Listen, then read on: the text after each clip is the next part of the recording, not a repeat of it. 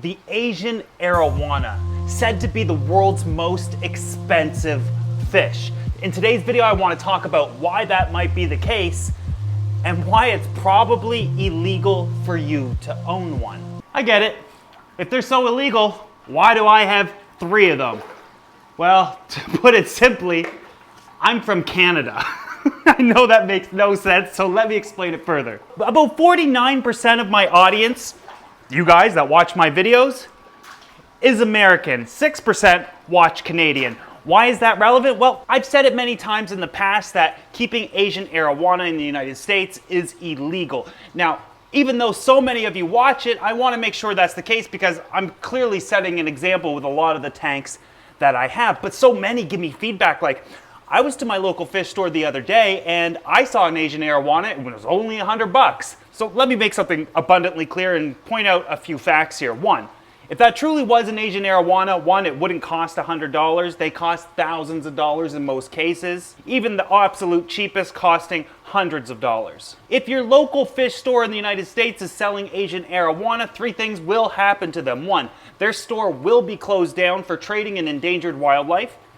They will receive a fine of up to $10,000 per fish that they're selling, and they will most likely do jail time. Trafficking in endangered species is illegal in most countries, depending on a few things that we're going to get into in a minute. Anyway, second thing I'd like to point out is you probably didn't see an Asian Arowana.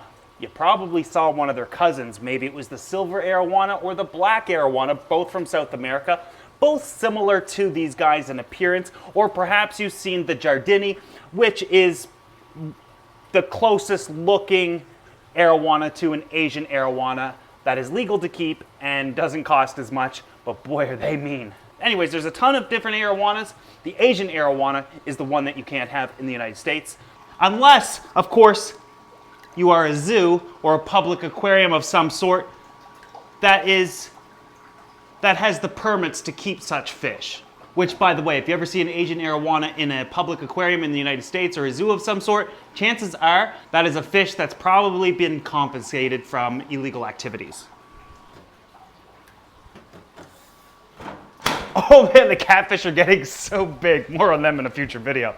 Okay, let's cut to the chase. Why can I keep them, but people in the United States, mostly you guys, cannot keep them? The Asian Arowana is listed as an Appendix 1, threatened with extinction.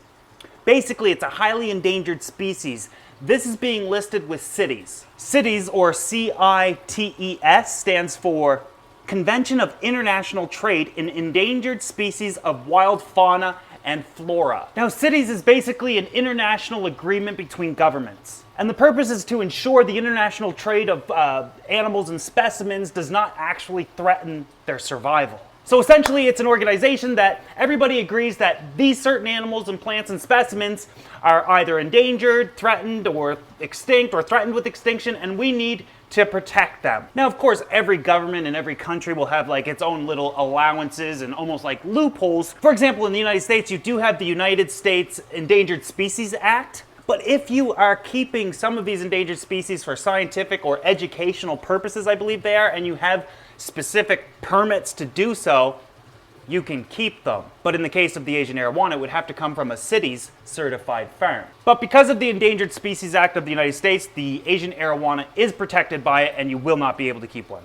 In Canada, we have wild animal and plant trade regulations. Now, you heard me say earlier a CITES certified farm. There are farms in Asia that are raising non-wild caught Asian Arowana and reproducing and producing mass numbers. CITES doesn't see this as a threat to the wild populations. So in Canada, if we can get an Asian Arowana from a CITES certified farm, we can have one. We just have to be able to prove it if the time were to come. And I would do so with a simple certificate like this. You guys have seen them on the back wall. Many of you guys asked what they are. Well, these come with a microchip number. Each Asian Arowana that's coming from a CITES certified farm has to be microchipped. They do it at a young age. Sometimes they do it a little larger. But essentially, they take a little microchip that looks almost like a tiny little fuse. They put it in this syringe type device, insert it under the scale into the fish's flesh, and if scanned, it can come back to this number proving that this correlates with the certificate proving that it is a city's certified farm and it is a second generation or beyond produced through captive breeding. So no threat to the wild populations, but that is the reason why we can keep them in Canada. Just the interpretations of laws and what's allowed to be kept and what's not. I guess if you want to have one in the United States, just come to Canada. There's plenty of room up here. But of course, that doesn't explain why these guys are just so darn expensive. And to be honest with you, it's extremely comparable to discus. You guys know discus fish, used to breed them. You know that they're also pretty expensive and a lot of times they're high in demand. But why? It comes down to what it takes to breed them and the supply and demand. For example, with Asian Arowana, they only lay a very small amount of eggs, anywhere from, say 10 to 20 every several months. We're not producing hundreds of fry here or anything along those lines.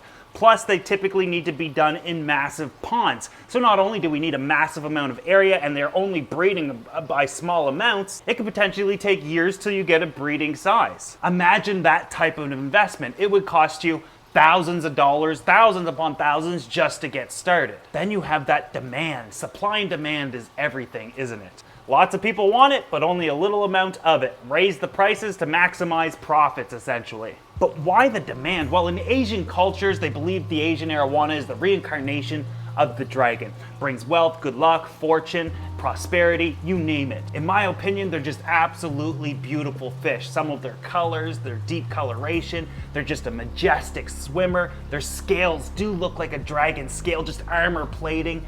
Their pectoral fins spread out like wings. By far, just the king of the aquarium. Just an impressive fish. I remember the first time I seen an Asian Arowana in person and I was never impressed as much as any other fish since then.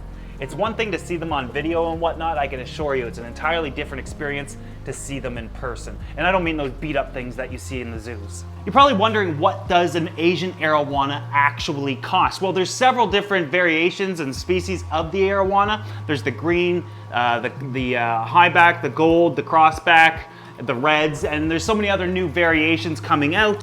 And they cost accordingly in that scale that I just mentioned, with the reds costing thousands of dollars, some selling for $200,000 and $300,000, whereas others can sometimes only cost $1,000 to $2,000 to $3,000. But they're always, when you mention a red Arowana, the word thousand is in the dollar price.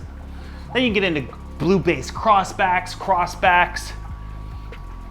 greens. Green only costs a few $100. It depends on the color variation and the species of that Asian Arowana, and that will depict its cost. Now, I know a lot of people out there know that there was a platinum silver Arowana sold for like $400,000 once. You'll also have heard of a koi sold for $1.8 million at one point. Koi are definitely up there with world's most expensive fish, but they don't always cost that. You can go to your local fish store and buy a koi for $5. Comes down to quality, I get it, but you can't go to your local fish store and buy an Asian Arowana for $5. These guys are always going to be extremely expensive, and perhaps one day, when a new tally of just how many thousands upon thousands of Asian Arowana there actually are, these guys might be no longer listed as endangered. However, there's like 300 million people in the United States, almost 400 million now. A lot of you guys want them. I think we would deplete stocks pretty fast, but that's a discussion that we should have as well. As should they still be illegal in the United States? Would they still be as sought after if they weren't so expensive? It seems so much attention is put on things that cost so much money.